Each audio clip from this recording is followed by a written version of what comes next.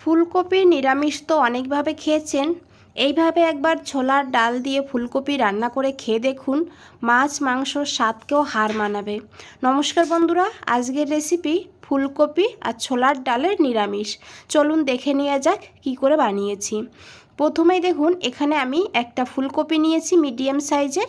তো ফুলকপিটাকে কেটে নেব। তো ফুলকপিটা যেহেতু একদম ঘন আর ফুলটা কিন্তু খুবই টাইট, সেই কারণে কিন্তু আমি ফুলগুলোকে একটু আলাদা করে নেব। তো না হলে এর ভেতরে কি আছে আমি সেটা দেখতে পারবো না। তো সেই কারণে আমি ফুলগুলোকে এইভাবে কেটে নিয়েছি। আর এইদিকে দেখুন, আমি নিয়েছি একটু হালকা গরম জল। হালকা এই গরম জলের মধ্যে এখন ফুলকপিটাকে নিয়ে নিতে হবে। আর তারপরে এইভাবে কিছু সময় রেখে দিতে হবে। এতে কি হবে, ফুলকপিটা কিন্তু খুব ভালোভাবে পরিষ্কার হবে। যদি কোনো পোকা টোকা থেকে থাকে সেটাও বেরিয়ে যাবে। তো ফুলকপিটাকে ভালো করে ধুয়ে আমি একটা প্লেটে নিয়ে নিয়েছি। এখন এই ফুলকপিটাকে গ্রেট করে নিতে হবে। তো এখানে আমি একটা গ্রেটার নিয়েছি। তো গ্রেটার দিয়ে ফুলকপিটাকে এইভাবে গ্রেট করে নেব। তবে এই ফুলকপির ডাঁটাগুলো কিন্তু দেব না, শুধু ফুলগুলোই কিন্তু দেব। এখানে দেখুন, এই ডাঁটাগুলো কিন্তু ফেলে দেব। তো ফুলকপিটাকে আমি গ্রেট করে রেখে দিয়েছি।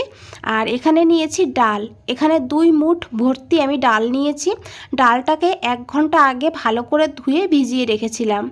আর এদিকে নিয়েছি একটা মিক্সচার গ্রাইন্ডার। তো মিক্সচারের মধ্যে এখন এই ডালটাকে দিয়ে দিতে হবে। আর সঙ্গে দিয়েছি আদা ছোট ছোট 3 টুকরো, দিয়েছি একটা কাঁচা লঙ্কা, আর দিয়েছি একটু ধনেপাতা। আর এখন 2 থেকে 3 চামচ জল দিয়ে একদম মিহি করে পেস্ট করব। জলের পরিমাণ বেশি দিলে তাহলে কিন্তু রান্না করতেও সময় বেশি লাগবে। দেখুন, ডালটা কিন্তু একদম মিহি করে বেটে নিয়েছি। এদিকে আমি একটা ফ্রাই প্যান বসিয়ে দিয়েছি।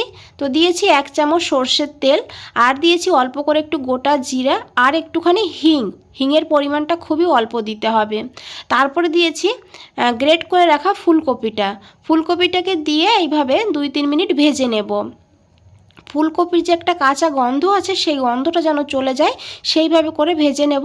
তারপরে এখানে দিয়ে দেব পরিমাণ মতন লবণ, আর দিয়ে দেবো এখানে অল্প করে একটু হলুদের গুঁড়ো, দিয়ে খুব ভালো করে মিশিয়ে নেব।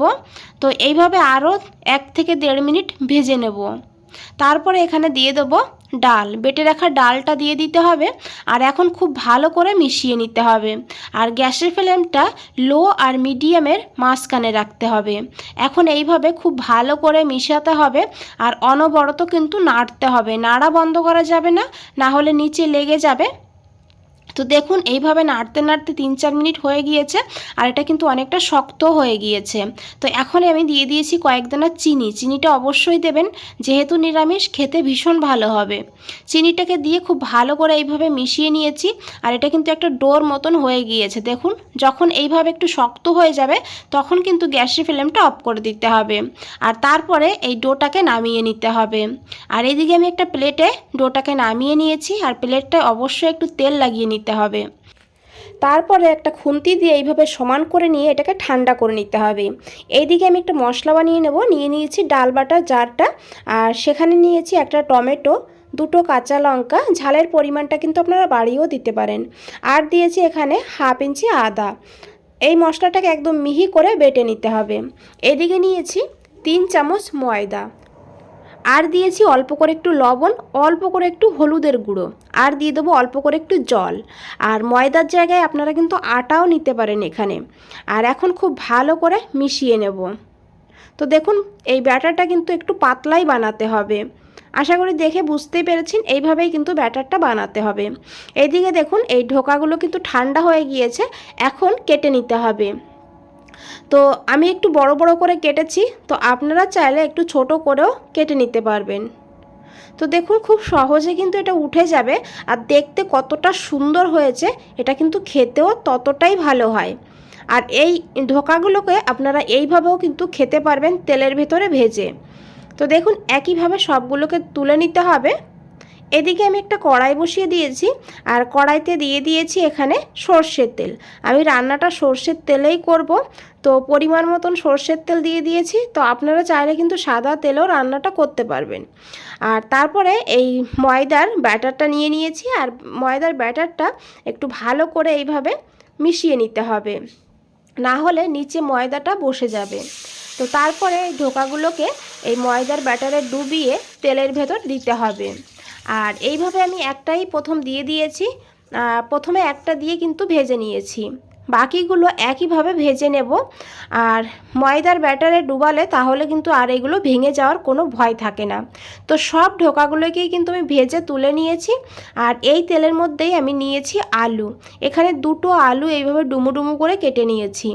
তো আলুর ভেতরে দিয়েছি অল্প করে একটু হলুদ, অল্প করে একটু লবণ, খুব ভালো করে মিশিয়ে নিয়েছি। আর এখন ঢাকা দিয়ে আলুটাকে ভেজে নেব। গ্যাসের ফ্লেমটা অবশ্যই লোতে রাখতে হবে, লোতে রেখে আলুটাকে ভাজতে হবে। তো মাঝে একবার আমি ঢাকনা খুলে একটু নাড়াচাড়া করে নিয়েছিলাম। আর দেখুন আলুটা কিন্তু বেশ ভালোভাবে ভাজা হয়ে গিয়েছে। এইভাবে আলুটাকে ভেজে নিতে হবে। আর এই তেলেই রান্নাটা করে নেব। ফোড়নে দেখুন নিয়েছি জিরা হাফ চামচ, গোটা গরম মশলা, গোলমরিচ, শুকনো লঙ্কা দুটো, তেজপাতা একটা। আর এখন এই ফোড়নটাকে একটু ভাজা ভাজা করে নিতে হবে। আর তারপরে দিয়ে দিতে হবে এখানে অল্প করে একটু হিং। নিরামিষ রান্নাতে একটু হিং দিলে খুব ভালো কিন্তু ফ্লেভার হয়। তো দেখুন হিংটাকে দিয়েও খুব ভালো করে মিশিয়ে নিয়েছি। তারপরে দিয়ে দিয়েছি এখানে বেটে রাখা মশলাটা। মশলাটাকে দিয়ে এখন 2 মিনিট এইভাবে মশলাটাকে কষিয়ে নিতে হবে। এদিকে দেখুন আমি একটা মশলা বানিয়ে নিয়েছি। এখানে নিয়েছি 2 চামচ টক দই, আর তার সঙ্গে নিয়েছি হাফ চামচ জিরের গুঁড়ো, হাফ চামচ নিয়েছি ধনের গুঁড়ো, আর হাফ চামচ এখানে নিয়েছি কাশ্মীরি লঙ্কার গুঁড়ো। আমি যেহেতু কাঁচা লঙ্কা দিয়েছি সেই কারণে কিন্তু কাশ্মীরি লঙ্কার গুঁড়ো নিয়েছি, কালারটা ভালো হবে। আপনারা চাইলে লাল লঙ্কার গুঁড়োও দিতে পারেন। আর দিয়েছি হাফ চামচ হলুদের গুঁড়ো। এখন মশলা আর দইটাকে খুব ভালো করে মিশিয়ে নিতে হবে। এইভাবে মিশিয়ে সাইডে রেখে দেব। আর এদিকে দেখুন প্রায় 2 মিনিট হয়ে গিয়েছে, আর টমেটো আদা ভালোভাবে কষানো হয়ে গিয়েছে। তো এখন এখানে দিয়ে দিতে হবে দই আর গুঁড়ো মশলার পেস্ট। আর বাটিটা ধুয়ে আমি এখানে অল্প করে একটু জলও অ্যাড করে দেব। এখন খুব ভালো করে এই মশলাটাকে কষিয়ে নেব যত সময় না এই মশলা থেকে তেল ছাড়ছে। বন্ধুরা রেসিপিটা ভালো লাগলে অবশ্যই একটা লাইক করে দেবেন আর কমেন্ট করে জানাবেন। তো দেখুন আমি এখানে প্রায় 3-4 মিনিট কষিয়ে নিয়েছি। তো এখন দিয়ে দিয়েছি এখানে লবণ পরিমাণ মতন, আর দিয়ে দেবো এখানে হাফ চামচ চিনি। চিনিটা অবশ্যই দেবেন টেস্টটাকে ব্যালেন্স করার জন্য, যেহেতু এখানে টক দই দিয়েছি আবার টমেটোও দিয়েছি, সেই কারণে চিনিটা কিন্তু অবশ্যই দিতে হবে। তো এখন খুব ভালো করে মিশিয়ে নিয়েছি আর মশলাটাও ভালোভাবে কষানো হয়ে গিয়েছে। এখন দিয়ে দেবো ভেজে রাখা আলুগুলোকে দিয়ে খুব ভালো করে মিশিয়ে নেব। আর এইভাবে মিশিয়ে নেওয়ার পর দিয়ে দেবো এখানে জল। এখানে অবশ্যই গরম জল দিতে হবে।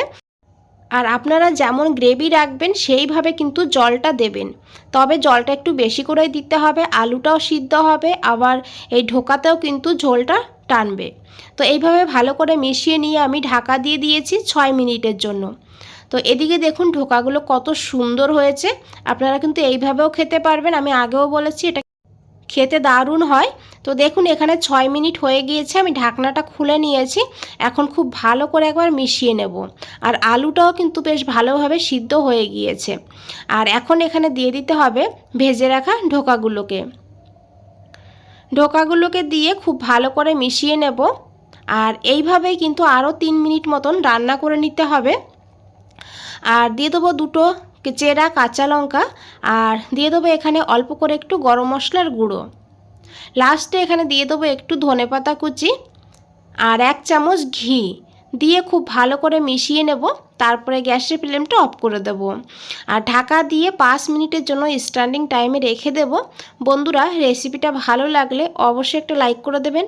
আর নতুন বন্ধুদের বলছি চ্যানেলটা এখনও সাবস্ক্রাইব করে না রাখলে চ্যানেলটা সাবস্ক্রাইব করে পাশে থাকুন, নিচে বেল আইকনটা আছে প্রেস করে রাখুন। যখনই নতুন কোনো রেসিপি দেব সবার আগে আপনাদের কাছেই পৌঁছে যাবে।